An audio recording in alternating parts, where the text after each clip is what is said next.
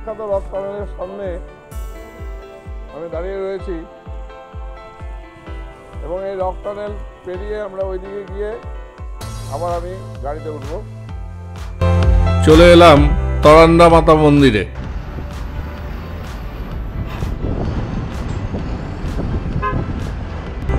দেখুন কেমন পাহাড়ের পাথর কেটে ঝুল বারান্দাওয়ালা রাস্তা তৈরি করা হয়েছে।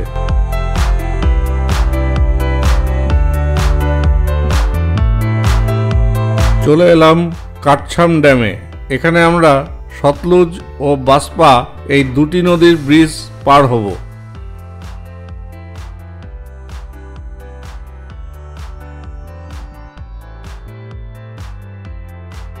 এই হলো হিমাচলের বিখ্যাত কিন্নৌর আপেল।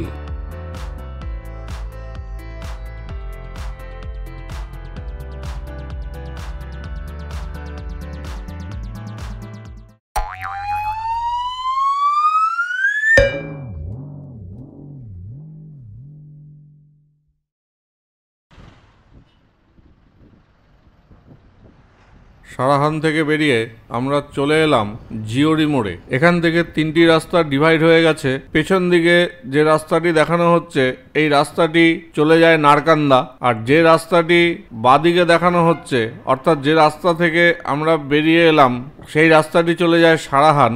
আর এখন যে রাস্তাটিকে তীর চিহ্নের সাহায্যে দেখানো হচ্ছে এই রাস্তা ধরেই আমরা চলে যাব সাংলা। অর্থাৎ এই জিওরি মোড়েই নারকান্দা, সারাহান এবং সাংলা এই তিনটি জায়গায় যাওয়ার রাস্তা ডিভাইড হয়ে যায়। জয় মা ভীমাকালী। ভীমাকালী মন্দির দর্শন করে তারপর হোটেলে এসে আর্লি লাঞ্চ করে এই মুহূর্তে আমরা সারাহান ছেড়ে বেরিয়ে পড়লাম সাংলা যাওয়ার উদ্দেশ্যে। পথের সৌন্দর্য অসাধারণ, তবে কিছুক্ষণের মধ্যেই এই পাহাড়ি পরিবেশে একটা বিরাট পরিবর্তন লক্ষ্য করা যাবে। এখনো পর্যন্ত আমরা রয়েছি সিমলা ডিস্ট্রিক্টে, তবে কিছুক্ষণের মধ্যেই আমরা সিমলা ছেড়ে কিন্নর ডিস্ট্রিক্টে প্রবেশ করতে যাচ্ছি। রাস্তায় একটি গেটও রয়েছে কিন্নরের প্রবেশদ্বার হিসাবে। চলুন ধীরে ধীরে সব কিছুই দেখাবো আপনাদের এই চলার পথে। এ পথের সৌন্দর্য অসাধারণ। এক একটা বাঁক নেওয়ার সাথে সাথে পাল্টে যাচ্ছে পাহাড়ের প্রাকৃতিক রূপ।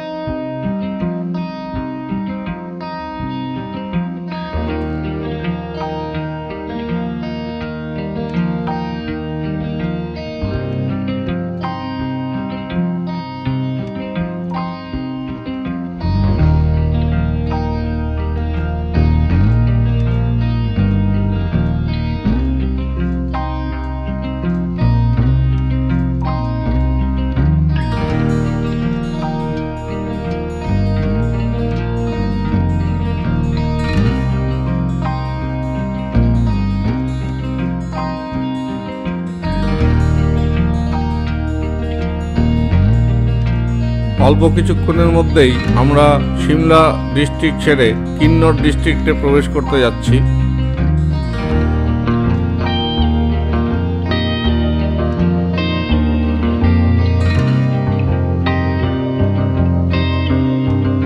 এই হলো কিন্নর গেট। লেখাই রয়েছে কিন্নর দ্বার। তবে অফিসিয়ালি কিন্নর জেলার শুরু হবে সামনে কিছুটা দূরেই একটি চেকপোস্ট আসছে। সেই চেকপোস্টের থেকেই অফিসিয়ালি কিন্নর জেলার শুরু।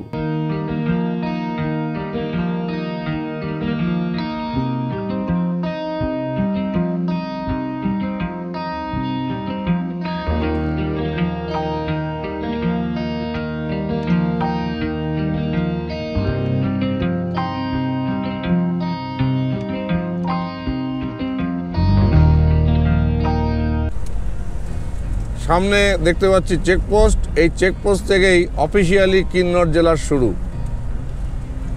এখানে আমাদেরকে সব কিছু বলতে হবে, কোথা থেকে এসেছি, কোথায় যাব, কেন যাব। এবং আধার কার্ড দেখাতে হবে।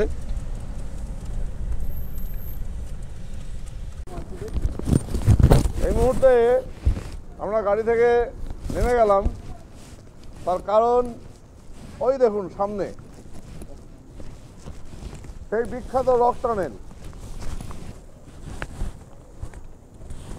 দেখুন বিখ্যাত রক টানেলের সামনে আমি দাঁড়িয়ে রয়েছি এবং এই রক টানেল পেরিয়ে আমরা ওইদিকে গিয়ে আবার আমি গাড়িতে উঠব। বহুদিন ধরেই নেট দুনিয়ার মাধ্যমে এই রক টানেলকে অনেক ফটোতে বা ভিডিওতে দেখেছি। আজ মনে হচ্ছে স্বপ্ন সত্যি হলো, কারণ সেই ছবিতে বা ভিডিওতে দেখা রক টানেলের সামনে এই মুহূর্তে আমরা পৌঁছে গেছি। এই রক টানেলকে বলা হয় প্রাকৃতিকভাবে সৃষ্ট কিন্নর গেট। সত্যি প্রকৃতি যেন আপন হাতে তৈরি করে দিয়েছেন এই কিন্নরের প্রবেশদ্বার। বিশাল এক পাথরের ভিতরের অংশকে ফাঁকা করে গাড়ি যাবার রাস্তা তৈরি করে দেয়া হয়েছে। কি অদ্ভুত সৃষ্টি এই রক টানেল।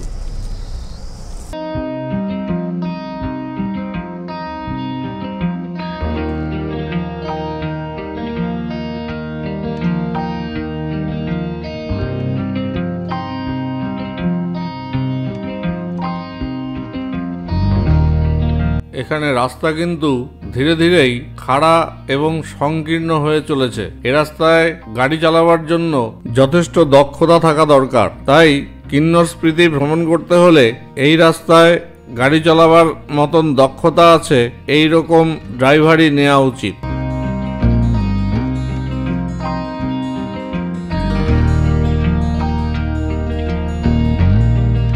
এই দুর্গম রাস্তাটিকে খুব ইজি করে তোলার জন্য বিআরওকে অজস্র ধন্যবাদ জানাতে হয়।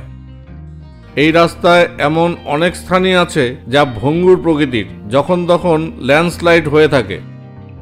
তবে যা কিছুই হোক না কেন, সীমান্তবর্তী রাস্তা হওয়ার জন্য সবসময় এই রাস্তাকে সচল তথা পরিষ্কার রাখতে হয়।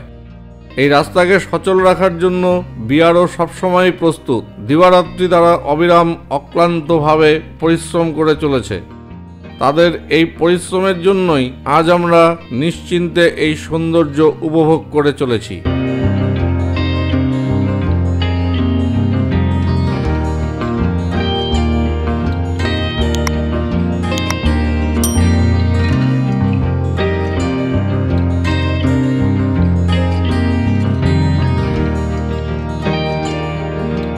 দেখুন কেমন ভয়ঙ্কর সুন্দর জায়গা। একদিকে গভীর খাতের মধ্য দিয়ে বয়ে চলেছে সতলুজ নদী, আর অন্যদিকে সারি দিয়ে চলেছে ল্যান্ডস্লাইডিং এরিয়া। এরই মধ্যে ছোটখাটো দু একটি পাথর আমাদের গাড়ির ছাদেও এসে পড়ল। আমরা প্রত্যেকেই চাইছি খুব তাড়াতাড়ি যেন এই জায়গাটি পার হয়ে যায়।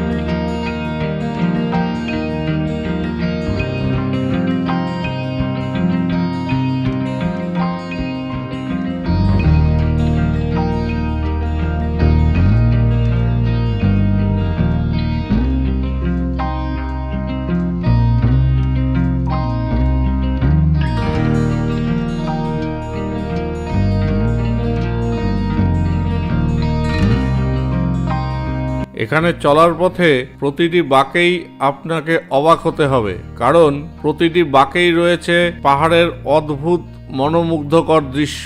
এইরকমই এক বাঁকে রয়েছে মা তরান্ডা দেবীর মন্দির। বলা হয় এখানে মাকে প্রণাম করে গেলে কিন্নর স্পিতি ভ্যালি যাত্রা শুভ হয়।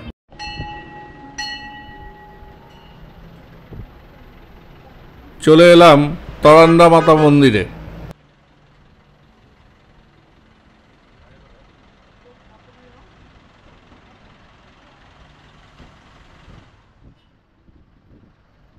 এই রাস্তা দিয়ে কিন্নর স্পিতি ভ্যালি ভ্রমণ যারাই করে থাকেন তারা প্রত্যেকেই এখানে মায়ের কাছে একবার মাথা ঠেকিয়ে যান। প্রায় প্রত্যেকটি ড্রাইভারও এই একই কাজ করে থাকে।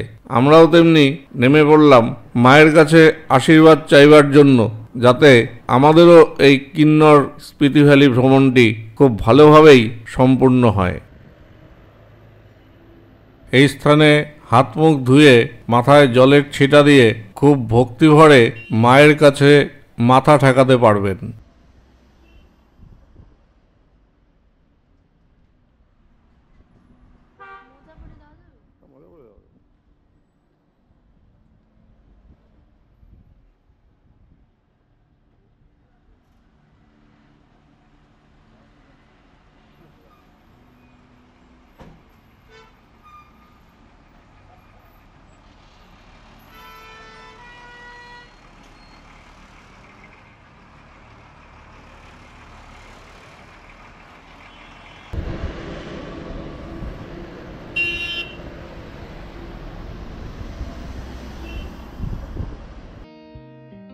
দেখুন কিরকম পাহাড়ের পাথর কেটে রাস্তা তৈরি করার ফলে রাস্তার উপরে ঝুল বারান্দার সৃষ্টি হয়েছে। যদিও এইরকম দৃশ্য এই পথে আরো অনেকবারই আসবে, তবে সবকিছু মিলিয়ে এ পথে ভ্রমণ করার আনন্দ সত্যি অন্যরকম।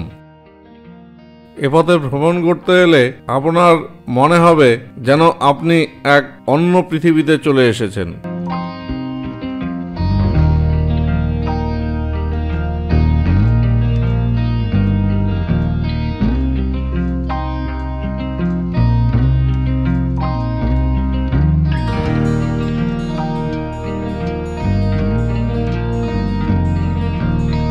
অনেকেই ভাববেন এবং বলবেন কি এত রাস্তা দেখাচ্ছ। অনেকে স্কিপ করে করে যাবেন। যারা স্কিপ করে যাবেন তাদের উদ্দেশ্যে বলি যে তারা এই ট্রিপের মূল আকর্ষণ থেকেই বঞ্চিত হলেন। কারণ এই ট্রিপের প্রধান সাইট সিন হলে কিন্তু এই রাস্তাটি, এই রাস্তা দিয়ে চলা আর তার সাথে অপরূপ পাহাড়ি সৌন্দর্য উপভোগ করাই এই ট্রিপের মূল আকর্ষণ।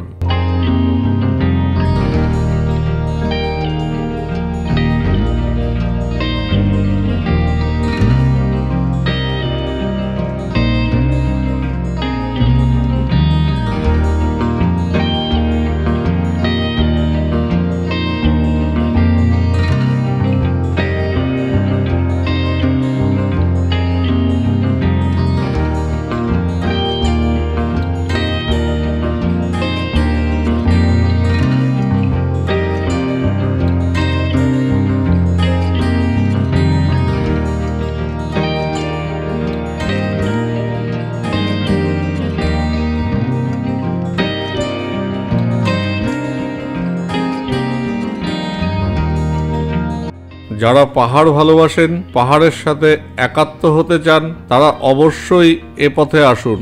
শহুরে ঘিঞ্জি পাহাড়ি এলাকা ছেড়ে তাই আমি এবার বেরিয়ে পড়েছি এই রকম উপভোগ্য পাহাড়ি পরিবেশকে কাছে পাওয়ার লক্ষ্যে।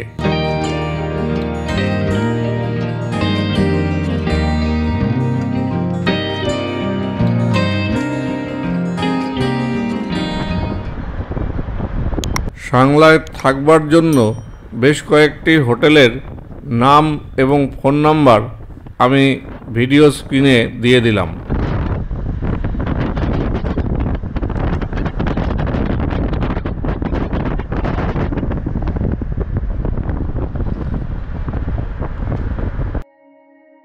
চলতে চলতে হঠাৎ একটি চায়ের দোকান দেখে আমরা চা খাবো বলে সেই দোকানে এসে বসলাম। পাশ দিয়ে বয়ে চলেছে সতলুজ নদী। ভারী সুন্দর মনোমুগ্ধকর দৃশ্য। এই দৃশ্য দেখতে দেখতে ভাবতে লাগলাম বছরের পর বছর ধরে কত ঘটনারই না সাক্ষ্য বহন করে অবিরাম গতিতে বয়ে চলেছে এই সতলুজ নদী।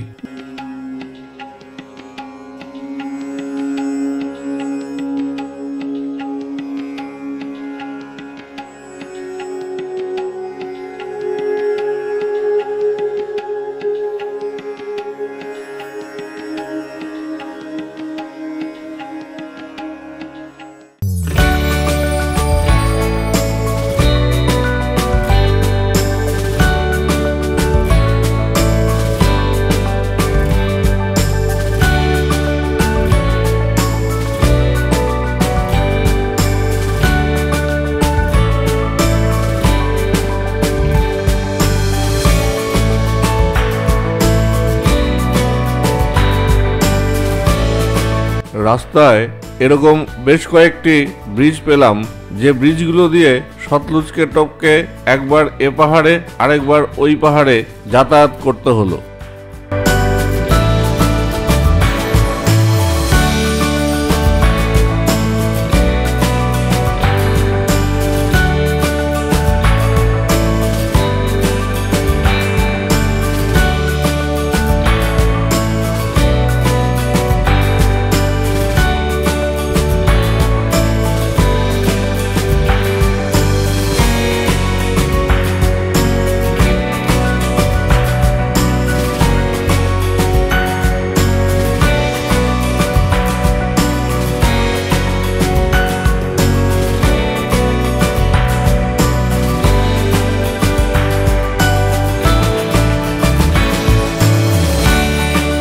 এখান থেকে সাংলা 18 কিলোমিটার, রেকংপিও 23, কালপা 32, ছিটকুল 42 কিলোমিটার। চলে এলাম কাটছাম ড্যামে। এখানে আমরা সতলুজ ও বাসপা এই দুটি নদীর ব্রিজ পার হব। এখান থেকে সোজা রাস্তাটি চলে গেছে রেকংপিওর দিকে, আর ডান দিকে রাস্তাটি চলে যাবে সাংলার দিকে। আমরা এখান থেকে ডান দিকের রাস্তা ধরেই সাংলার দিকে এগোবো। আমরা ডান দিকে ব্রিজ পেরিয়ে ওপারে যাব। এই কাটছাম ড্যামে শতদ্রু ও বাসপা নদীর মিলন ঘটেছে। এই ব্রিজ পেরিয়ে বাদিকে গেলে সাংলা, আর ডান দিকে গেলে আপনি চলে যাবেন কিলবা। এই মুহূর্তে আমরা সতলুজ নদীর ব্রিজ পার হচ্ছি। ব্রিজ পেরিয়ে এই আমরা বাদিকে সাংলার রাস্তা ধরে নিলাম। সামনেই আসছে সতলুজ ও বাসপা নদীর মিলনস্থল। ঠিক এইখানেই মিলন ঘটেছে সতলুজ ও বাসপা নদীর। এখানে সতলুজের কালার কিছুটা ধূসর সবুজ বর্ণের, অপরদিকে বাসপা নদী রয়েছে গাঢ় নীলাভ সবুজ বর্ণের।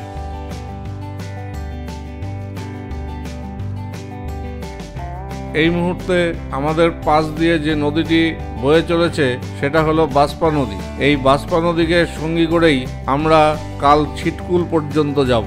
ইন্দো টিবেটিয়ান বর্ডার থেকে এই বাসপা নদী উৎপত্তি হয়ে এখানে এই কাটছাম ড্যামে এসে সতলুজের সাথে মিলিত হয়েছে।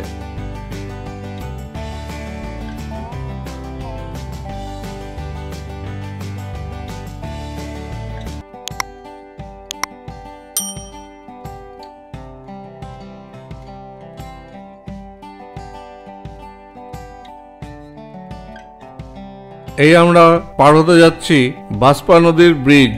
এখানে একটি জলবিদ্যুৎ কেন্দ্র রয়েছে। এই জলবিদ্যুৎ কেন্দ্রটিতে 300 মেগাওয়াট বিদ্যুৎ উৎপন্ন হয়ে থাকে। দেখুন কি দারুণ বাসপা নদীর জলের কালার, একদম পরিষ্কার টলটলে নীলাভ সবুজ বর্ণের জল রয়েছে এই নদীতে।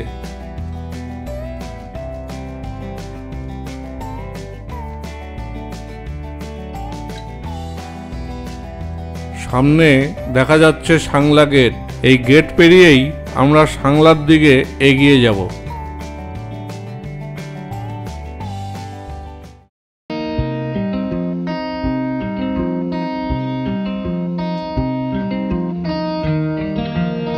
বিশ্বের সবথেকে ভয়ঙ্করতম রাস্তাগুলির মধ্যে একটি হলো এই সাংলা যাওয়ার রাস্তা। একদিকে রয়েছে খাঁজকাটা পাথুরে পাহাড়, আর আরেক দিকে রয়েছে অতল গভীর খাদ, যে খাদের মধ্য দিয়ে বয়ে চলেছে বাসপা নদী।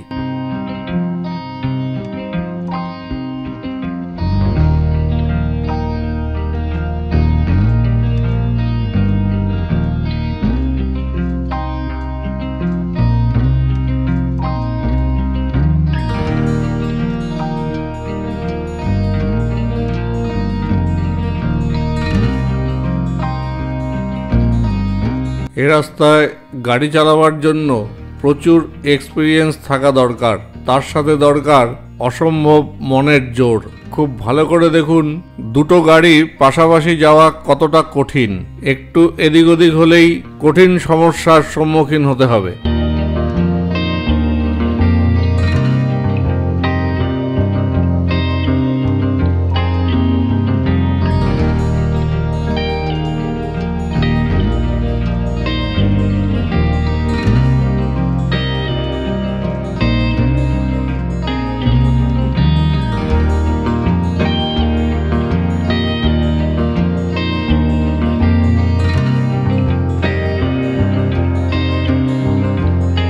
চলার পথে রাস্তার ধারে দেখতে পেলাম মা শেরাবালির মন্দির। এটি আসলে একটি দুর্গা মন্দির।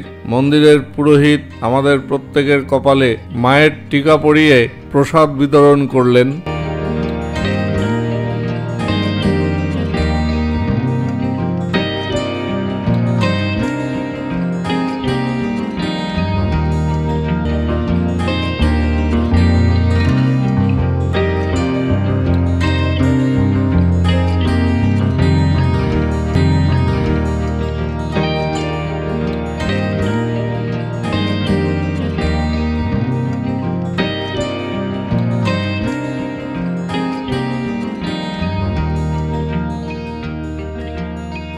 এভাবেই অসাধারণ সৌন্দর্যের মধ্য দিয়ে বিশ্বের সবথেকে ভয়ঙ্করতম রাস্তা দিয়ে আমরা অবশেষে পৌঁছে গেলাম সাংলা।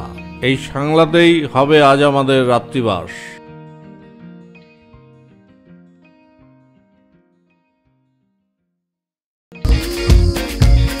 সাংলায় আমরা এসে উঠলাম সাংলা ম্যানশন হোটেলে। একদম পরিষ্কার পরিচ্ছন্ন এই হোটেলটি। এই হোটেলটির অবস্থান একদম সাংলা বাজারের কাছেই।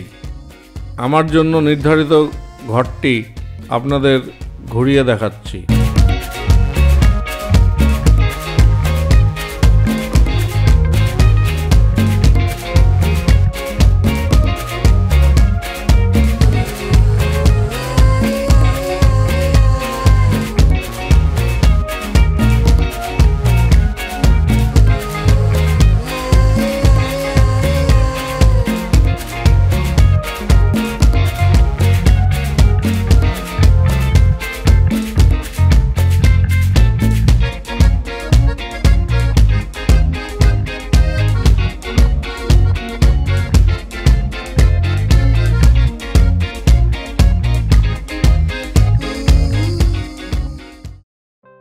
হোটেলের ঘরে আমাদের লাগেজপত্র রেখেই আমরা চলে এলাম এই হোটেলের নিজস্ব আপেল বাগানে। এখানে এসে দেখতে পেলাম গাছের নিচে প্রচুর আপেল পড়ে রয়েছে। হোটেলের স্টাফ আমাদের বলে দিয়েছিল যে নিচে যে সমস্ত আপেল পড়ে আছে সেগুলো আপনারা কুড়োতে পারবেন, তবে গাছে হাত দেওয়া যাবে না, অর্থাৎ গাছ থেকে আপেল পাড়া নিষেধ। এই কথা শুনে আমরা নিচে পড়ে থাকা ভালো আপেলগুলো কুড়োতে শুরু করে দিলাম।